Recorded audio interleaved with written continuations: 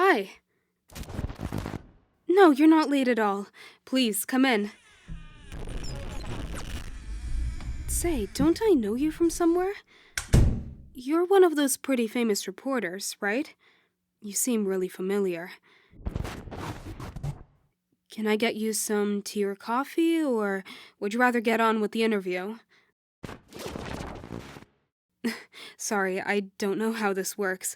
I've never been interviewed before. I pretty much shut myself off from the press after those kids went missing. I didn't need that kind of attention.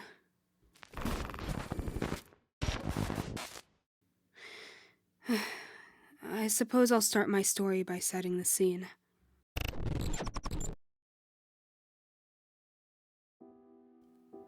The village of Tirgolwyn is pretty quiet nowadays. It wasn't always so. Back in the 90s, the mayor was given a government grant to build a new school which would cater for all the small towns and hamlets in the surrounding valleys. I was fresh out of university back then, just finished my training to become a teacher, and eager to start my first professional job, so I was thrilled to be offered a place at the Tirgolwyn Infant School. I could finally prove myself by doing something I loved. The dolls changed all that. A thick fog had rolled over the mountains and was dribbling down into Golwyn Valley, clinging to the top of the lake, and probing the town with slim tendrils carried on a light winter breeze. The school bus had already arrived, and the children were lining up to go inside, shivering in their anoraks and school jumpers. I skimmed the register and noted that all were present, except for a 5-year-old boy called Gavin Lewis. His photograph, a gap-toothed boy with straw-colored hair, grinned up at me from the paper. Reassuring myself that attendance could not always be perfect, I ushered my class indoors and, shooting one last, hopeful glance out into the white-tinged street beyond the railings, shut the door behind me. My first lessons went well. An introductory session to allow the kids to settle in and make friends on their first day, and then a reading group. Hungry Caterpillar was a huge success, and the children left to change for gym in their respective changing rooms. I wandered outside. It was pretty chilly, and I was just debating whether or not to hold a class indoors when I heard it. Hollow rattling noise. "Hello?"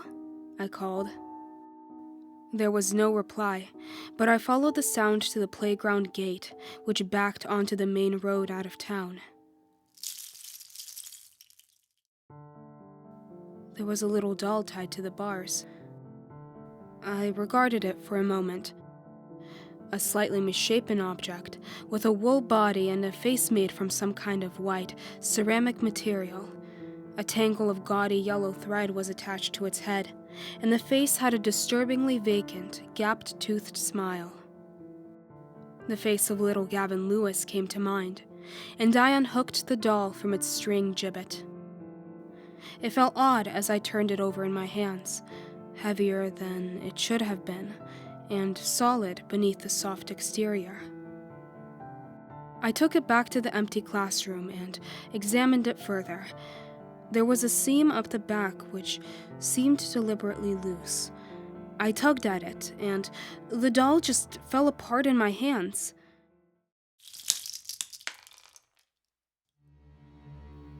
Bones, small and dry, spilled out onto my desk with a clatter which echoed the noise of running feet outside the door. I pulled my jacket over the mess just as the classroom was suddenly filled with excited children ready to play outside. My heart was pounding, and despite the cold day, I realized that I was sweating. What the fuck had I just found? "Children," I shouted, "we're going to have PE indoors today, okay?" This was met with a chorus of disappointed groans, but no objections, and they filed through into the gym hall. I arranged for one of the other teachers to keep an eye on the class, then hurried to the staff room. I found the number for Gavin's parents in the school's register and dialed it. No answer. I left an urgent request for his mother to contact me, then went to tell the headmistress. I showed her the bones, and she went white. "Are they human?" she asked. I told her I had no idea. After a moment's deliberation, we phoned the police. The first officer to enter the room recoiled at the sight. "Lord above," he cried. His colleague turned one of the larger ones over in his hands. "They're chicken bones," he told us. I asked him if he was sure, and he told me that he'd grown up on a farm and was therefore well acquainted with animal bones. "What happens now?" asked the headmistress. "It's obvious that this is some kind of threat, or, at the very least, a sick joke." The men gathered up the remains of the doll and took some of Gavin's records. I was assured that they would keep an eye on the school. True to their word, another patrol car pulled up outside the gates, just as the first one left. Strangely enough, the rest of that day was fairly normal. The kids cottoned on to the mute horror being displayed by their teachers, but aside from a general air of nervousness, the schedule proceeded as normal.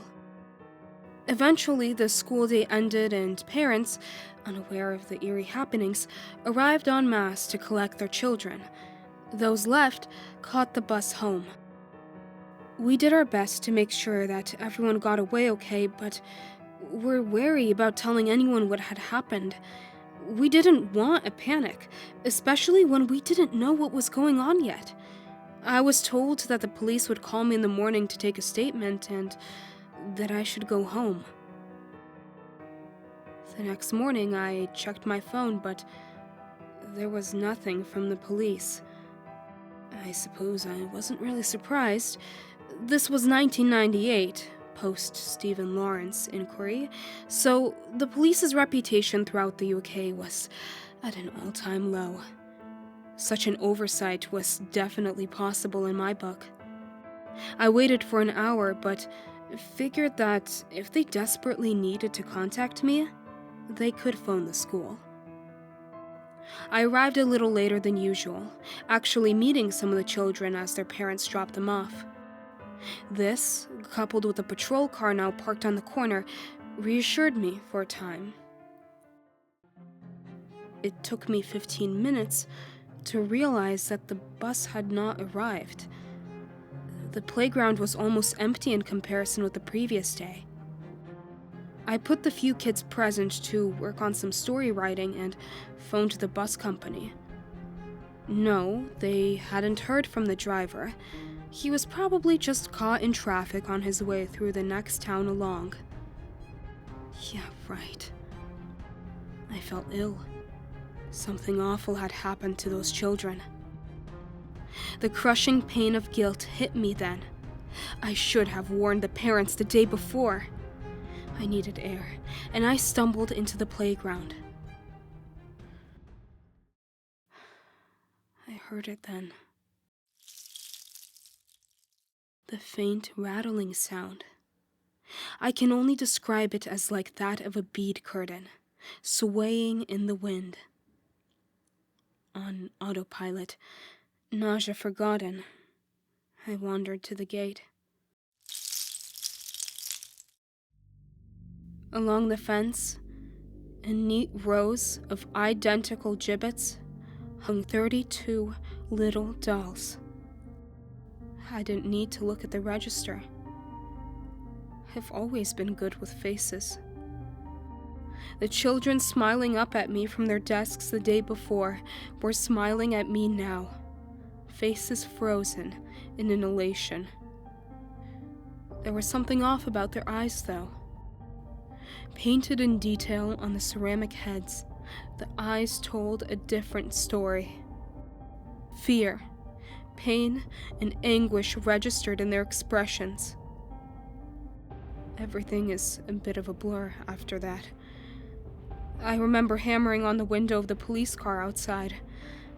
It was about then that I saw the dolls inside, slightly larger than the child dolls, and dressed in immaculate little police uniforms, complete with crude, yet shiny epaulettes.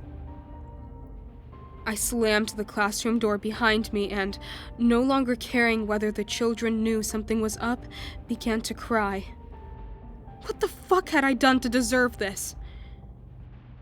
I must have passed out at some point because I woke up on the beanbags in the reading room, with a doctor taking my pulse. I tried to speak, but my voice was a hoarse whisper. The man reassured me that the children had been taken home, and that the school was closed. More patrol cars were arriving by that time. They rolled out the crime scene tape, and I think I heard a helicopter going by. I was obviously in no fit state to give an interview, but I managed to tell them everything I knew before I was taken to hospital to be treated for shock. As they escorted me to a waiting ambulance, a reporter shoved a camera in my face and tried to take a photo. A policeman shoved him back as he did so, and I was shut inside the vehicle, away from prying eyes. That almost concludes my part in this story. I quit my job and didn't leave my house for weeks following the incident, with one exception. It had been raining, and the fog outside seemed to have all but been washed away. I was listening to the local radio station when they began to jabber about a supposedly important update in the missing children case. Hikers had found the school bus, empty but intact, partway up a nearby mountain. Police were said to have closed off a nearby farmhouse and barn, and weren't letting anyone through. Needless to say, I made my way up to the house. The area was heavy with reporters, and even as I parked, TV crews were setting up for the midday news bulletins. Another thing that I noticed were the chickens. Several hundred, at least, roaming apparently wild all over the compound. A uniformed officer abruptly halted my advance, blocking the garden gate. Over his shoulder, I glimpsed forensics teams moving into the house. What the hell had they found in there? "Sorry, mate. Crime scene. You're not allowed in." "Please," I said. "You don't understand. I need to know what's happened." "We'll tell the press in good time, but for now, I'm going to need you to get back to the cars." I went home, but kept the television on. For most of the day, they just repeated the same arbitrary details. That the house was unoccupied, that no arrests had been made, and the like. That evening, however, things changed.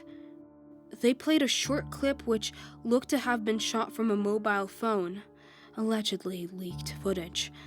The cameraman is standing in a narrow hallway, which ends with a downward staircase. He then descends into the darkness, and for a moment, it looks as though the clip has ended on a black screen. Suddenly, a dim electric light snaps on and reveals a basement area with damp stone walls, floor, and ceiling. He pauses and lets the camera pan over the area. The entire room is filled with what appear to be white beads on strings as tall as the wall. The camera zooms in, and the beads become bones. But these aren't just chicken bones. They're not broken up into fragments like the bones in the dolls. It's clear what they are, and I suppress the urge to vomit. Finger bones. Dozens, perhaps hundreds, of tiny finger bones dangling from strings like a macabre curtain. The camera mumbles some horrified curse, and the video ends abruptly. I went up there the other week. I just got your email asking to do the interview, and it got me thinking. It's been so many years, and I wanted to see for myself. I know it's breaking and entering, but come on. I had to know what it was like. Perhaps the police missed something. They never caught anyone, and nobody ever found the rest of the remains, so in a way, I was helping the investigation. It's not like anyone goes up there anymore. The boards across the door frame were rotten through, and it was fairly easy to crowbar my way inside. They cut the power a few months after it happened, so I had to rely on my torch, which narrowed my search considerably. I did find something, though. I'm guessing that they never searched that coal shed behind the house. It was another cellar area, cramped and containing just a workbench and a few barrels of chicken feed. I pried one of them open and poked at the stuff inside with my crowbar. Ordinary feed, mixed with a powdery white substance. I glanced over at the desk, at which sat a mortar and pestle. Inside would appear to be a half-ground bone, though human or chicken I could not say. I was about to leave and to run to the authorities when I saw the files under the workbench. Generic plastic sleeves for keeping documents safe from the elements.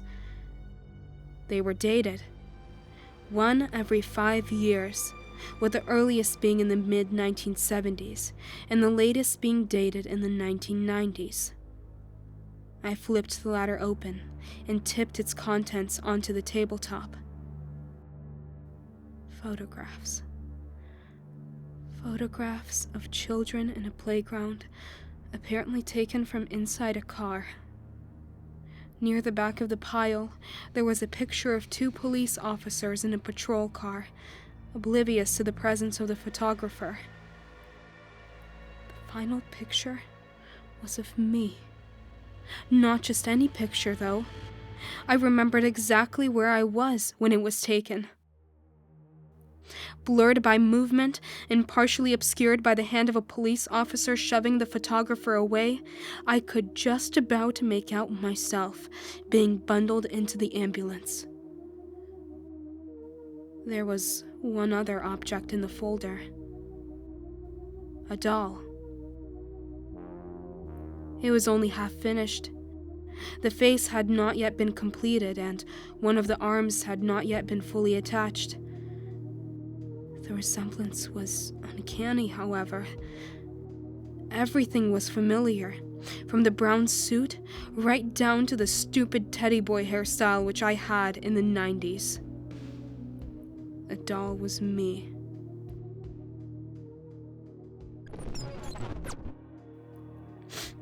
No, not at all. I was glad to help. I guess sometimes we get over events by reliving them enough times. I just hope I don't get in trouble for the break-in part. You won't publish that, right? Good. What's that? A fresh photograph of me. Sure, yeah. Go ahead.